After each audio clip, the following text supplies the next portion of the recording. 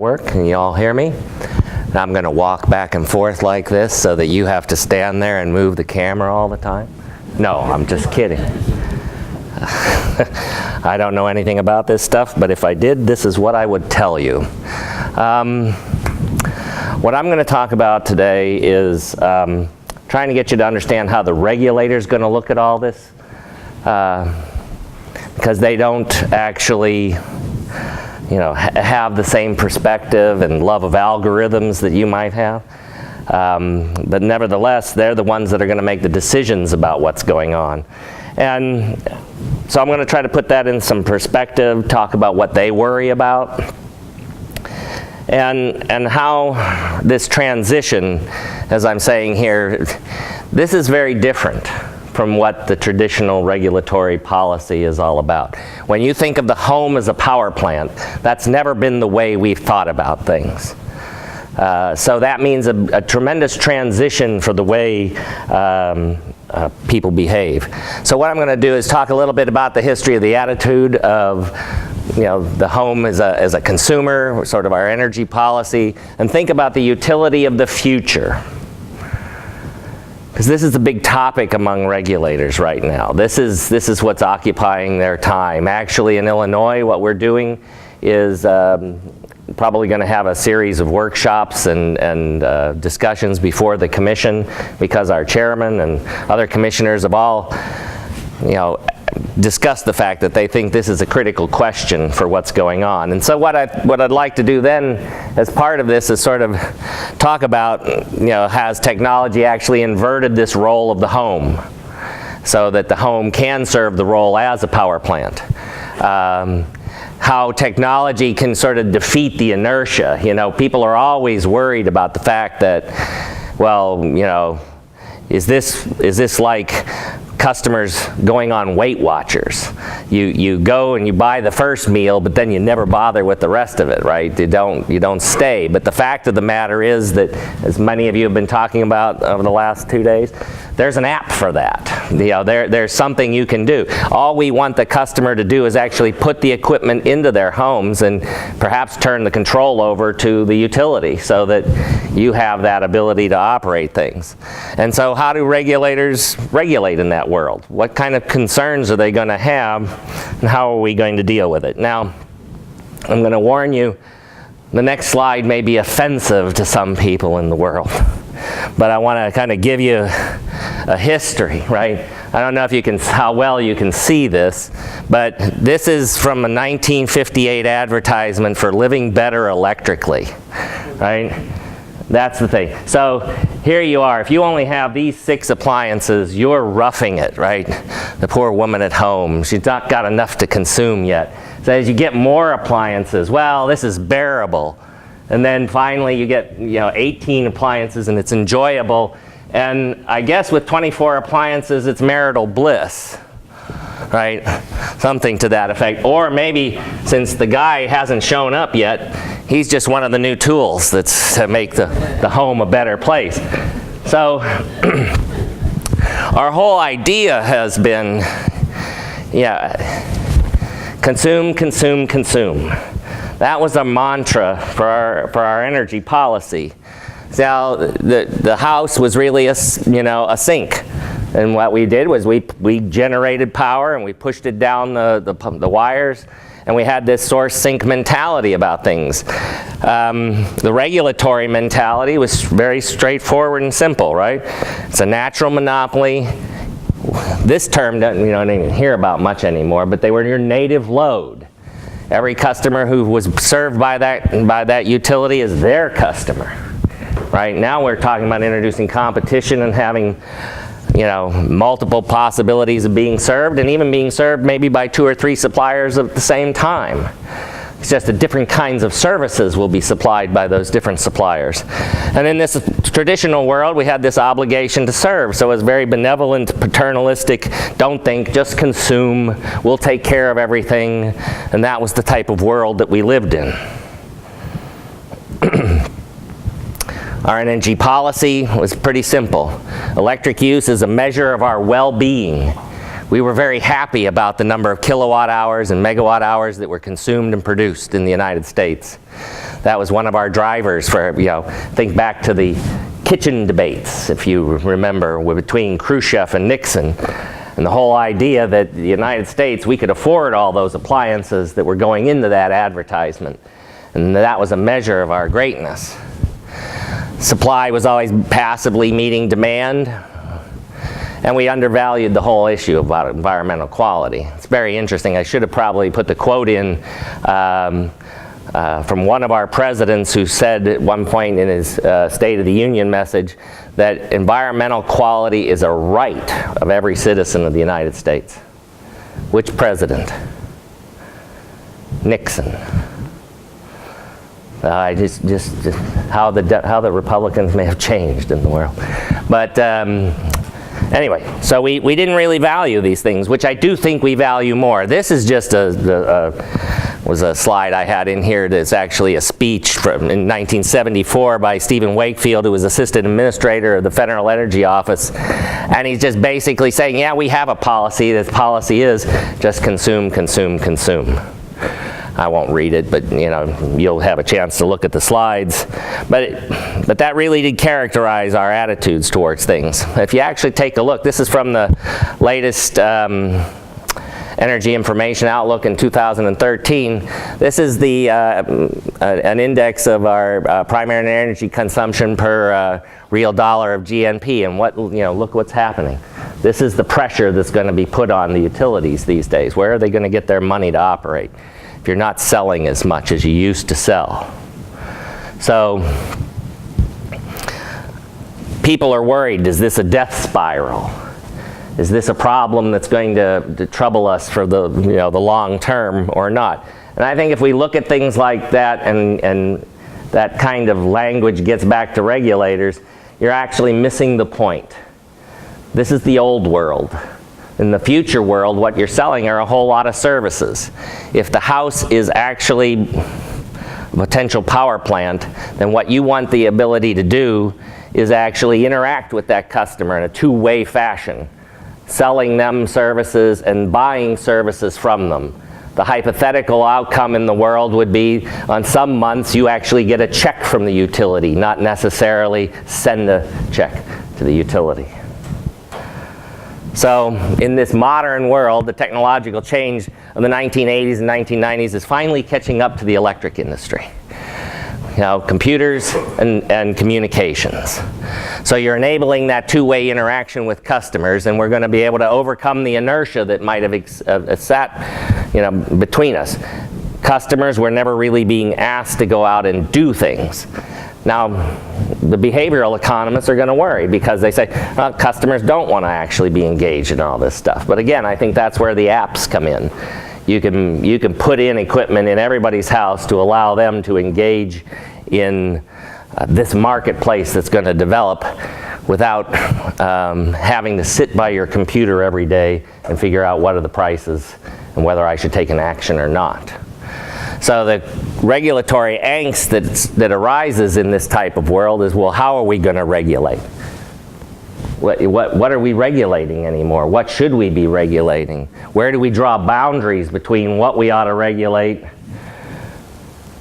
and how we ought to regulate each of those, and how does competition come in? So I'm from Illinois. So let's give an example. So suppose we have an energy marketer. We have two feeders coming out of a transformer. And I have half of my customers on one feeder and half on the other.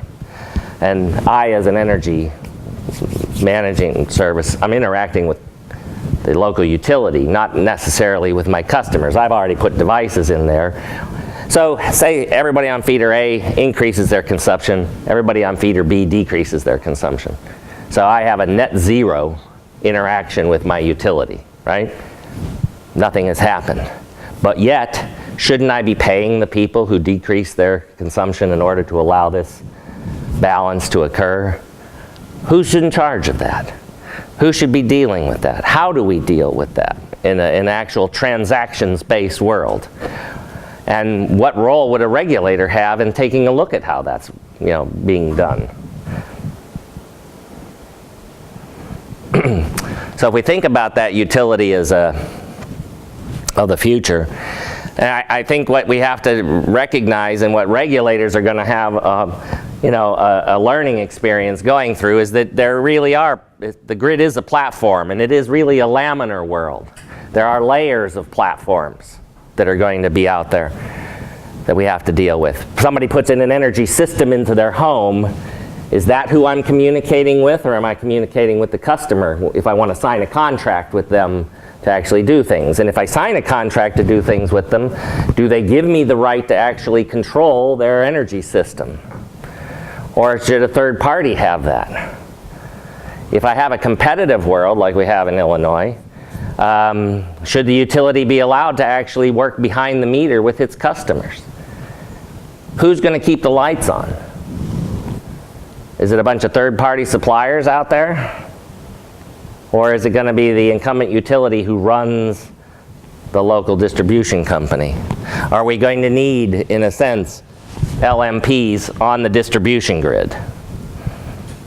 Can we think about that? Is that worthwhile?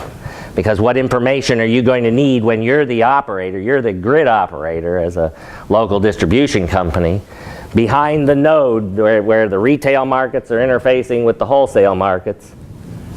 I must be offending somebody. When you're interfacing with the wholesale market, behind that node, does the ISO want to run that stuff?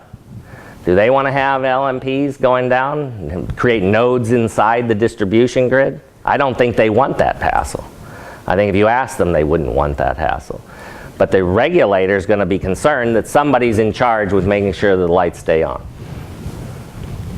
So the home is a power plant, sort of the idea of the prosumer, the production and consumer side. They're now a combination. So should the utility have partnerships with its customers? And how are we going to deal with that when you're creating these behind the meter type of resources? And I think this is what we were seeing with John Ledyard's discussion yesterday, when we talked about the fact that he's isolating sets of customers who have certain willingness to participate. Well, can we cluster those together? Can we write a set of contracts that would will allow us to have callable resources or dedicated resources, some flexible resources, emergency resources that we can call on in order to keep that grid operating so that we do keep the lights on? And this is an entirely different role again for the consumer, and how the regulator is going to deal with that.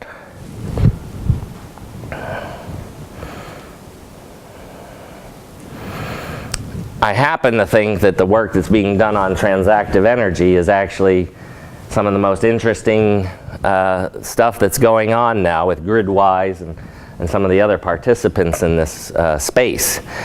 This is sort of a definition of TransActive Energy, and I think that again is what John Ledyard was getting at, is what are going to be these products? How are we going to design these products? Should the regulator have a say in how we do some of this? And I'm going to step out on a limb, and I've taken sort of the idea, if you remember, many of you won't remember, you weren't born yet. Back in the 1980s, when we were deregulating things in California, we used to talk about core and non-core services and core and non-core customers. And I think in the same idea can be applied here. Are there sort of core and non-core services that a local distribution utility is going to provide? Core services would be services that any competitor would have access to in order to bundle to some service they want to provide to an end user, right? And for those core services, you have to have open access rules, because if you as a utility are also allowed to interact with your consumer in potential competition with someone, then whatever terms and conditions you're offering them for access to those core services, you'd have the same thing for yourself. You live by the same rules, and you would impute the price to yourself for the use of that network service the same way you would do to any other third party. That way you're on a level playing field so you can have competition in providing these services on the local grid.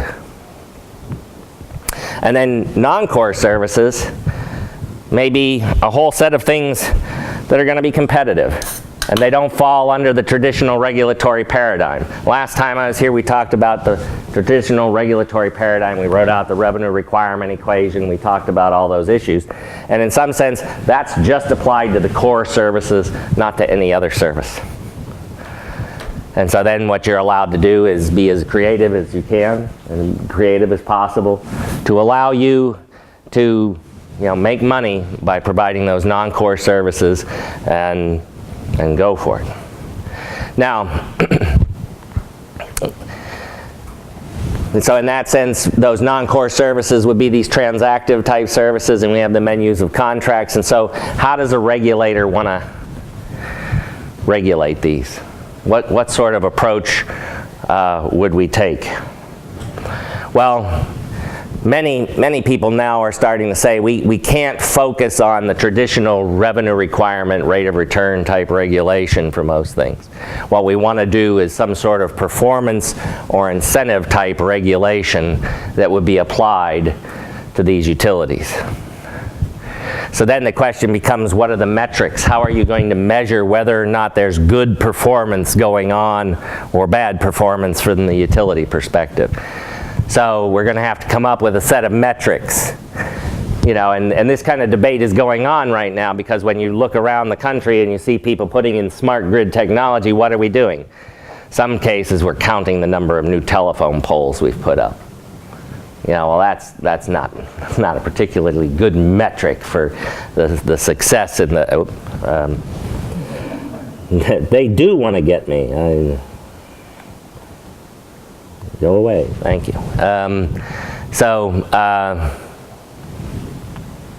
Maybe that was one of my performance metrics, but.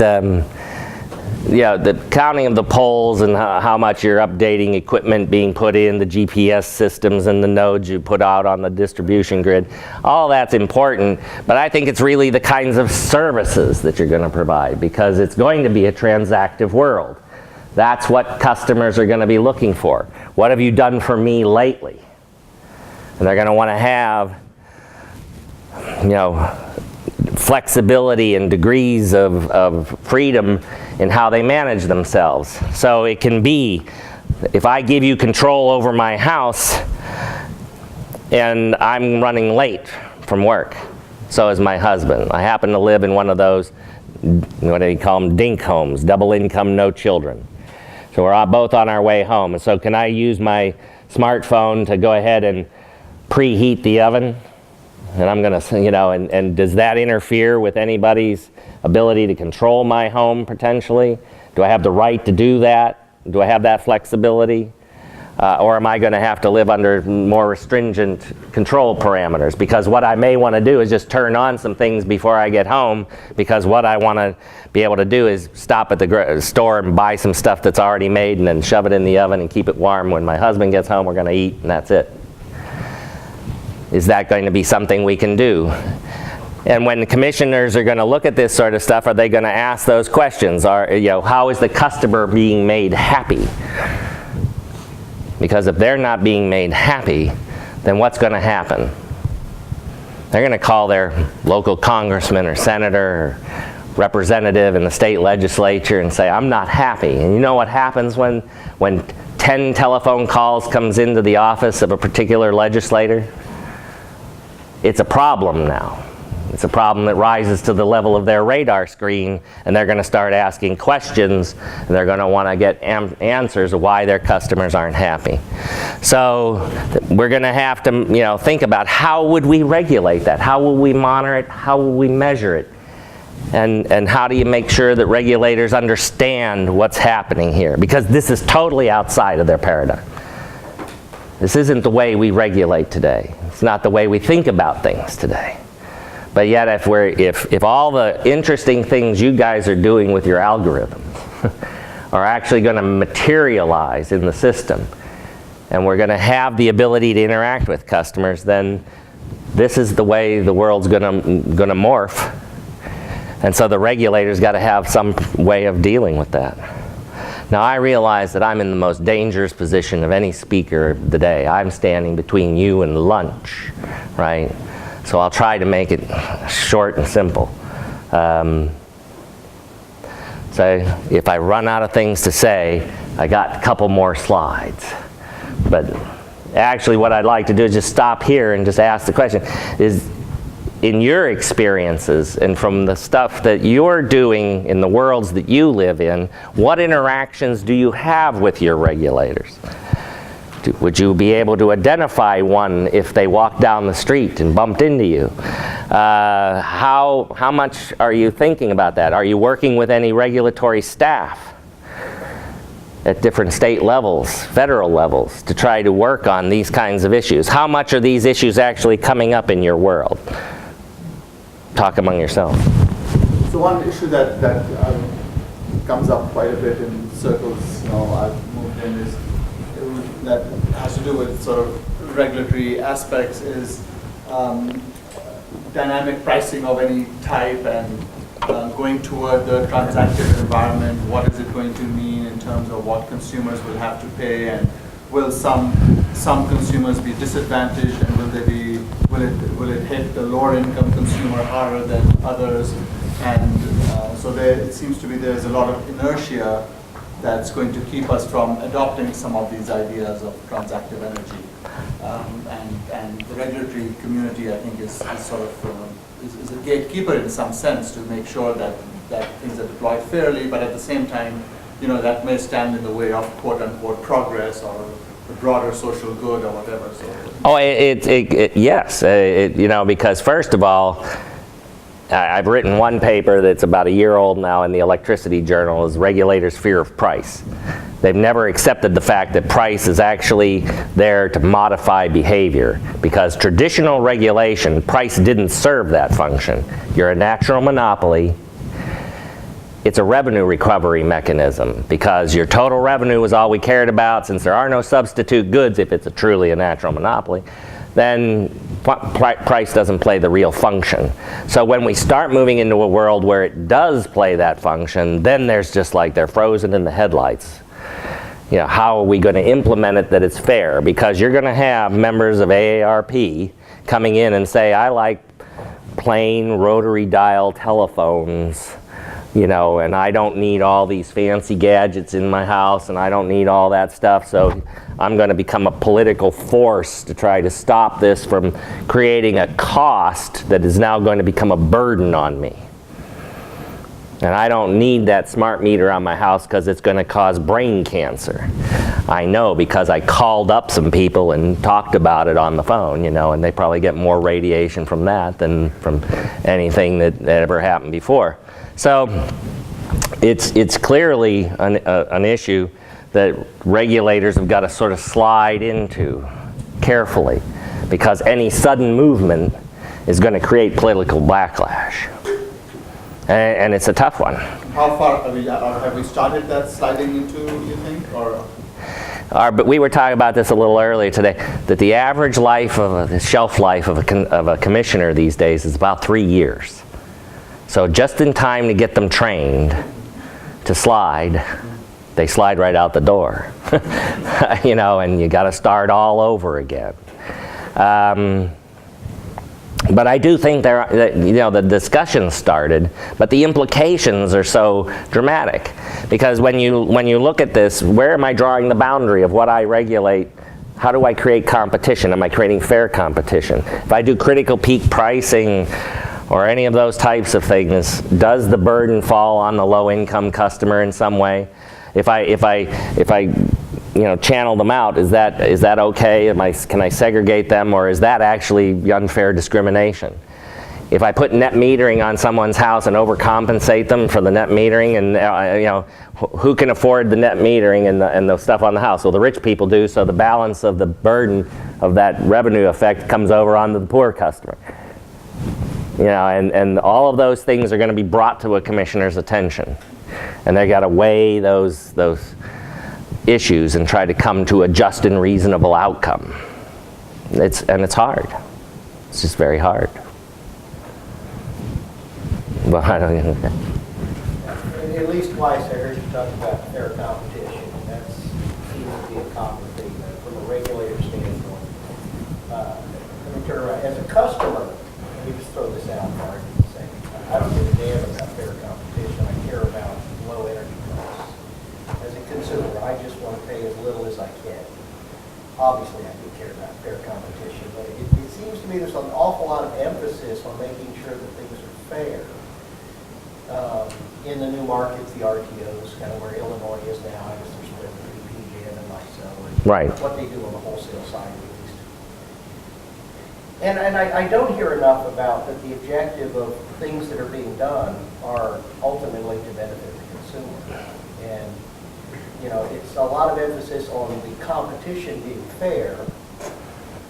And in my thinking, it sometimes doesn't matter that the cost to the consumer is increased 50%, 10%, 100%. And that's just something I've struggled with since a lot of these RTOs have started, that this is, in my opinion, perhaps an emphasis on things being fair, letting other people participate in it. Well, this is an interesting thing. At the risk of offending thousands, maybe I should stop the machine. No. You know, when special interest groups come into the picture and start wanting to have changes in things, then they're usually looking for the infant industry argument and other subsidies to help me have this happen. And we have to have headroom for competitors in various states that experiment with this stuff, and that's all crap, because a competition should be about driving prices to cost, not that prices are always going to be lower. The California debacle was everybody announced in the political sphere that competition will bring lower prices, and I kept trying to tell them, no, what it does is bring price to cost. And that doesn't mean it's lower, necessarily. So you get problems of rhetoric and special interest. If a utility came in and said, I'd like to be able to serve customers, what would we do? We'd probably put some ironclad rules on cost of service, so that what everybody's getting, there's no subsidies. It's just let's establish everything on a cost basis and then let it happen. And I think the undercurrent is usually, it should be taken as a given that the customer's benefit should be a primary emphasis. It's just that in getting there, it should be a fair competition. And since we already know as regulators that customers are our primary interest in being served in a reliable and low-cost way, the next issue was, if competition is going to be introduced to try to provide that outcome, then it better be done on a fair basis. And so I think that's why that rhetoric rises to the top, and it may seem like it's not about the customer, but it really is. I think you were next. I was responding to your question. So we have, one of our projects has an industrial advisory board. One of the Michigan commissioners is a member of that board, and it's related to this work of load control, and he's particularly interested in understanding the implications for the customers, of course.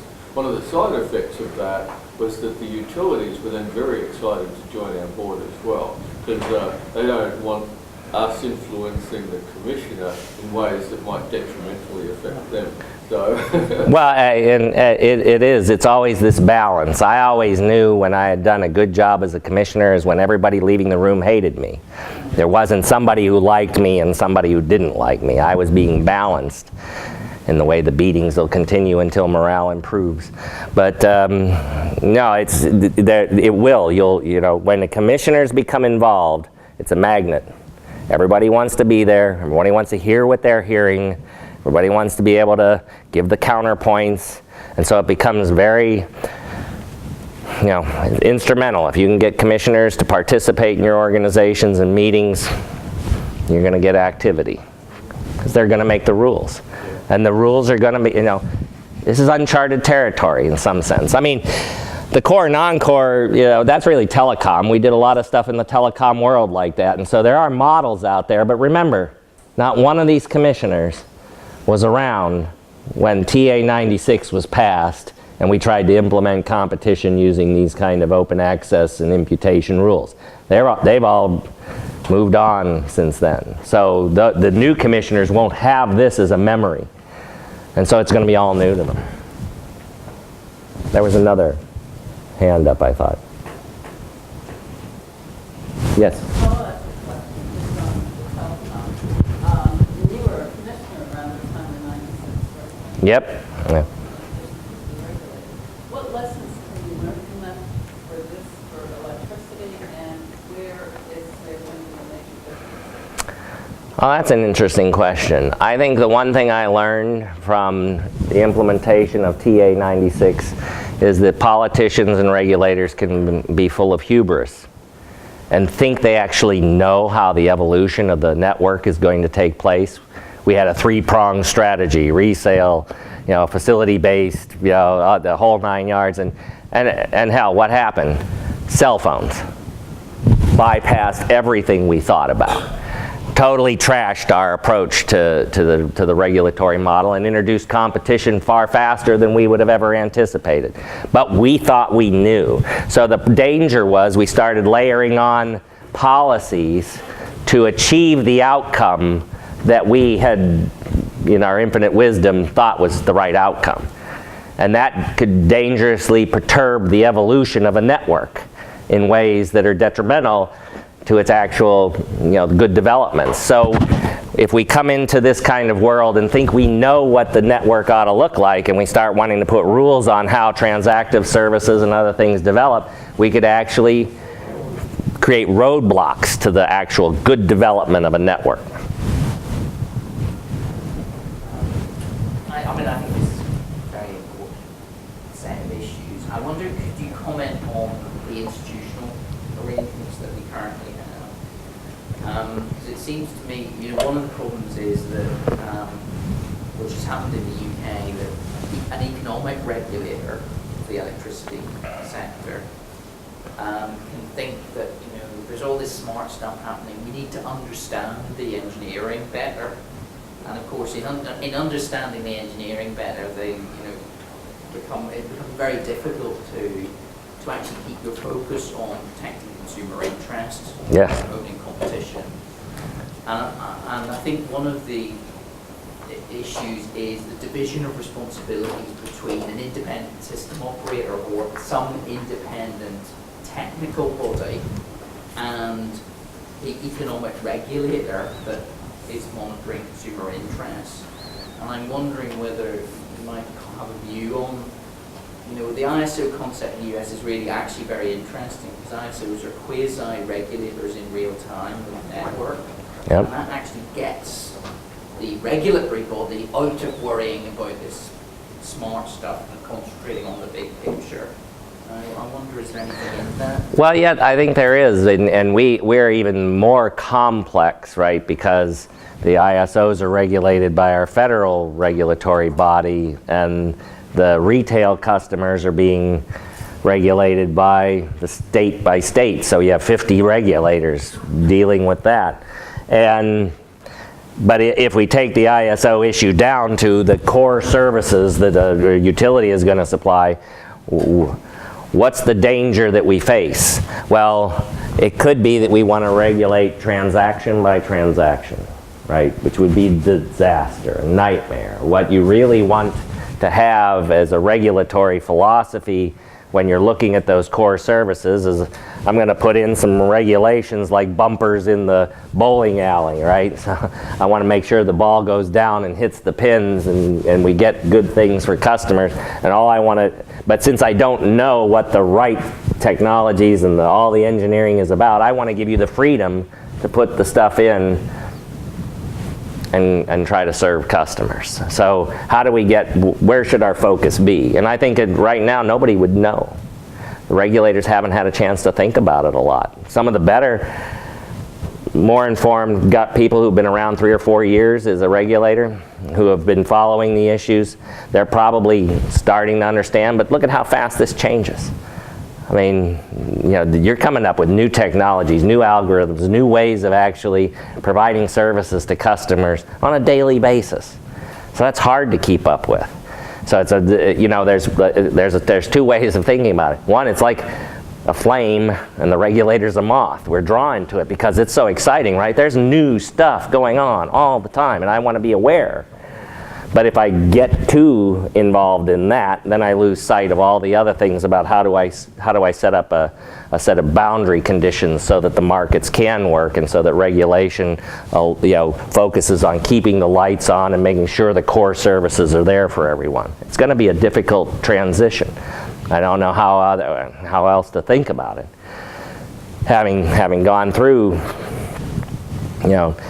competition in Illinois and introducing competition in Illinois in the 97 Act that we had, we didn't know what was going on.